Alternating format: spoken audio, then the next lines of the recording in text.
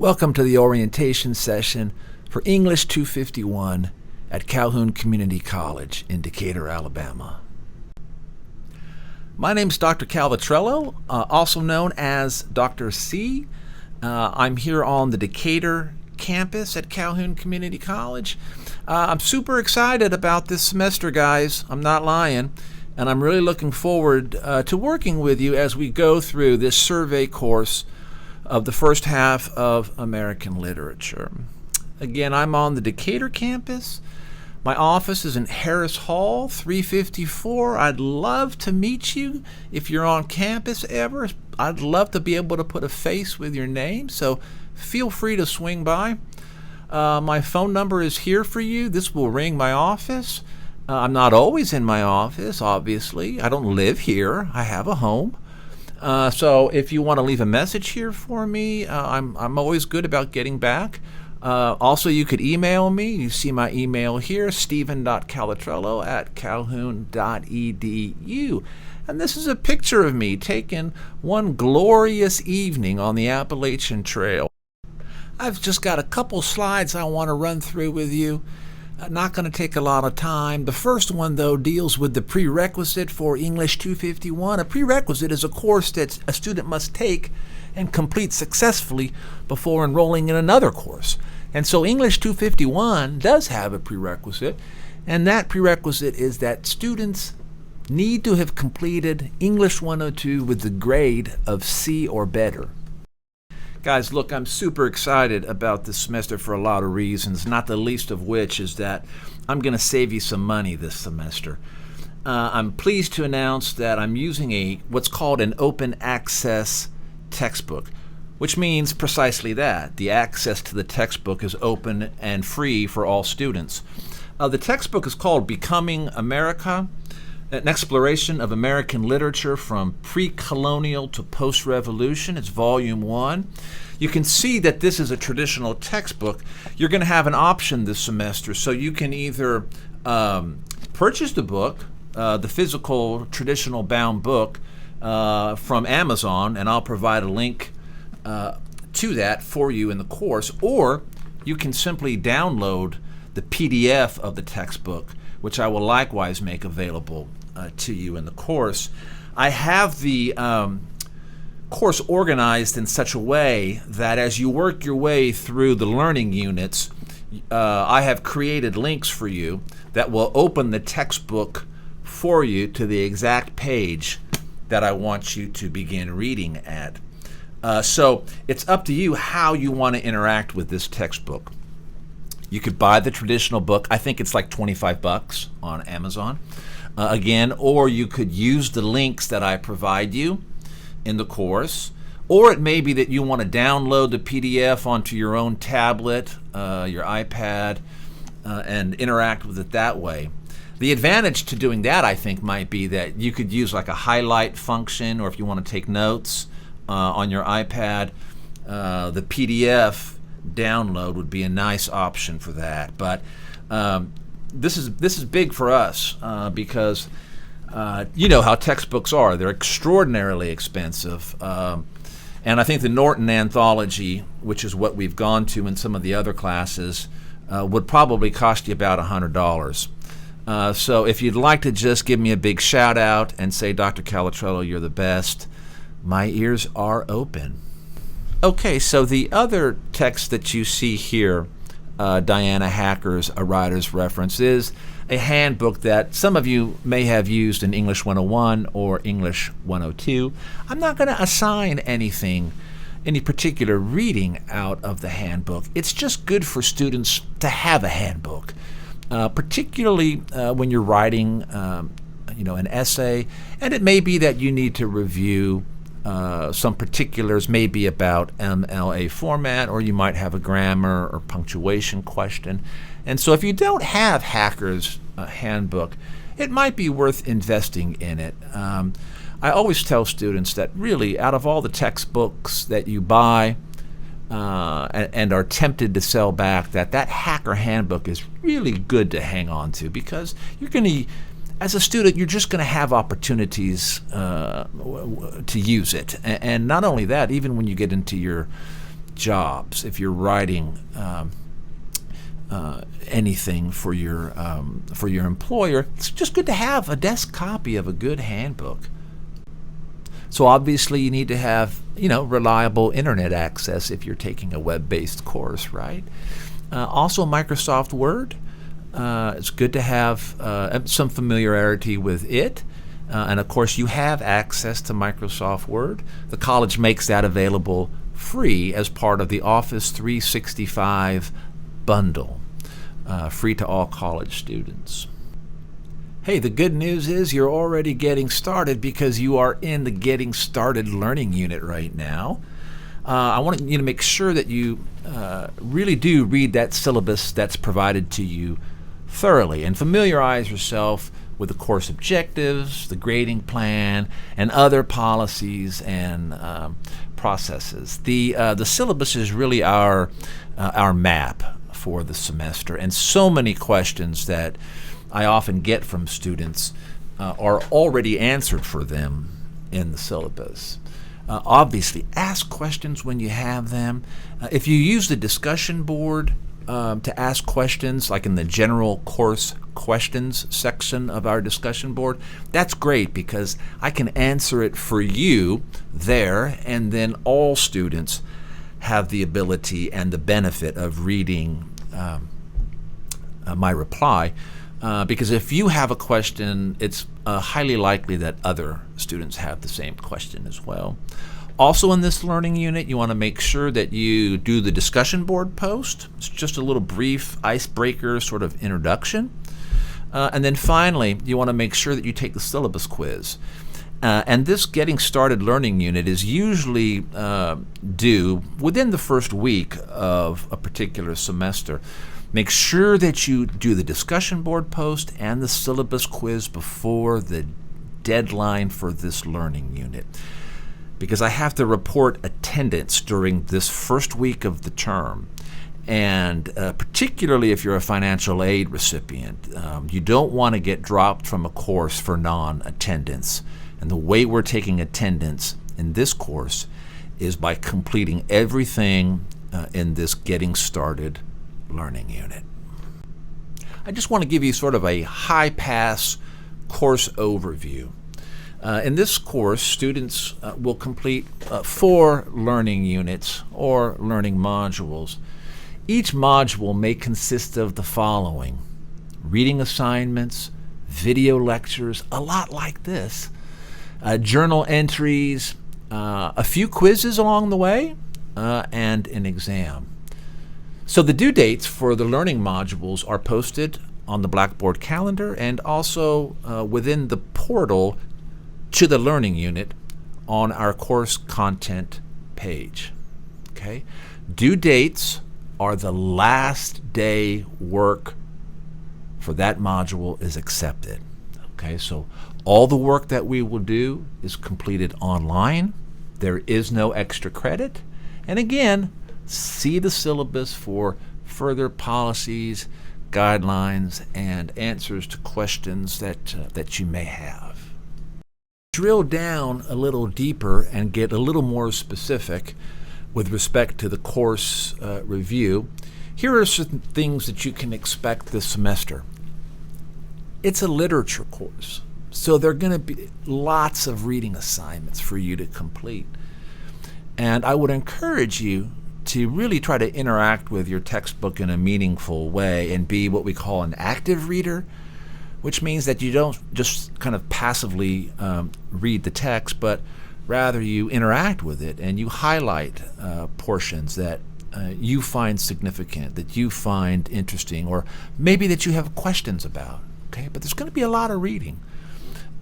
We'll have 3 exams, each worth 100 points. I know I said we have 4 learning units, but there are only 3 exams, and let me stop here and just explain. That first little learning unit, I think it's over early inhabitants and the explorers. It's such a short little learning unit that I'm going to really roll that learning unit into the second learning unit for the exam. Okay, so we'll have 3 exams, each worth 100 points. we'll have 10 journal entries that are each worth 5 points. There'll be 5 quizzes, 10 points each. The getting started sort of syllabus quiz is one of those, so we'll have 4 additional quizzes sort of woven into the course as we go. And I will announce when those quizzes are available and what they cover. Okay. There'll be 1 paper, a summary response essay, and this is a project that is due toward the end of the semester, but it's a project that you can complete at any point throughout the semester. So what I ask you to do is to find a scholarly article using the databases that are available to students through Calhoun's library. Find one article that deals specifically with one of the reading assignments that you find interesting. I'm not going to assign it. It's up to you. I want the assignment to be meaningful to you. So, for example, if you read Washington Irving's Rip Van Winkle and you really like that, then this is an opportunity for you to find an article on Irving's great little short story and then do a summary response essay in response to this article. And don't worry, I've got a lot more particulars, videos, samples, and so forth in the course. I'm also thinking about doing some sort of collaborate sessions in Blackboard. You know, Blackboard has this collaborate tool which allows for us to interact together in either a synchronous or asynchronous function. I'm toying around with the idea of maybe asking you to provide questions that you are having with regards to the reading assignments, and maybe you shoot me those questions in advance, and then we could kind of go over them together in this collaborate space. Haven't really got all the details ironed out yet, but it's something to be looking forward to, okay? Because I do want us to have the opportunity to come together as we can to discuss the readings, really, I think, in a more collaborative way, rather than just you sort of reading them by yourselves and hoping that you understand them, okay? So if you have any questions about the workload this semester, just, again, post a question on the discussion board. But again, briefly, you're going to have 3 exams. You're going to have 10 journal entries. And the prompts for the journal entries are already created for you. There are links to these journal entries embedded within each of the learning units. There are going to be 5 quizzes over the readings. And again, that one final sort of paper that we do. Okay. Again, let me know if you have any questions about sort of the expectations. Okay, so let's take a quick look at the course together, okay? All right, let's take a look at the class together just briefly. I just want to highlight some features of these learning units. So this is our course content homepage. You can see there's the Getting Started learning unit, Literature of Exploration, Colonialism and Puritanism, Revolution and the Enlightenment, and then finally the good stuff, Romantics and the Transcendentalists. I just want to draw your attention to a couple of items here. You can see in bold print in each of the learning unit the due date, okay, for these learning units to be completed by, okay? Each of the learning units has a brief description of what is contained, what's covered in the learning unit, and I've tried to also highlight for you the work that is to be completed. Like, for example, in Literature of Exploration, you're going to have 1 journal entry. Again, this first little learning unit is really short, which is why I have kind of rolled it in to the second learning unit for examination purposes. So you see, if we look at the second learning unit here, Exam 1. Okay, so Exam 1 will actually cover colonialism, Puritanism, and then this very short unit on exploration. Okay, so you can see the due dates. You can see you've got a second journal entry here and the first exam. Okay, things heat up, as you might imagine, as we make our way through the semester, with the Enlightenment and literature associated with it and the Revolution. You got 3 journal entries and an exam. Okay, with the Romantics and the Transcendentalists, you can see exam 3 is there, and looks like 5 journal entries. I think one of them is kind of a freebie, which allows you to write on just about anything. And then finally, this summary response essay, I think I mentioned that maybe a couple slides ago. If you click on this folder, you'll get a lot of information. You'll get an assignment sheet. There'll be an advice video for you. There'll be a sample student paper that you can look at, okay, that might give you maybe a clearer understanding, or at least a better understanding of what the assignment should look like in its finished form. Okay, so let me click on one of these. Let's just click on literature of colonialism and Puritanism. So when you click on your learning unit, let me enter the student view. It might look a little different. So let me do this. Yeah, okay, that's a text. I don't need Ryan Adams to send me anything. Okay. Sorry for that interruption. But you can see you've got a table of contents. You've got learning outcomes always at the beginning. You click on the Puritans. Here's a video lecture for you, an introduction reading assignment. Let me give you an example. So here we are with William Bradford, one of my favorites, right? You click on read the introduction to William Bradford, and you're going to have the textbook open right up immediately for you. Right there. How cool is that? I told you, give me the shout out. I'm saving you money. I'm making it easy for you. All right? Okay, so these are the way the reading assignments work. Just click on this. I'll give you a reading selection and usually a little description. Always make sure you're clicking on the links that I give you, okay? Let's hit a journal entry. Let's try this second one here as you work your way through this thing here. Now, let's see what happens. We click on here. Look at that. Right? I give you a nice prompt, right? Some directions, some recommendations, and then you can click here. It says for Journal 2, write a nice response to any question of your choice listed at 2.7.9. You click there, 2.7.9. You choose the question that you want to write on, okay, and respond to it. So the journal entries are just a nice way, really, to get you thinking and writing about the literature that you've been reading, okay? The journal entries are private, so no other students are going to be reading them. I will read them. I will respond to you and to the entries that you write directly there, okay? So again,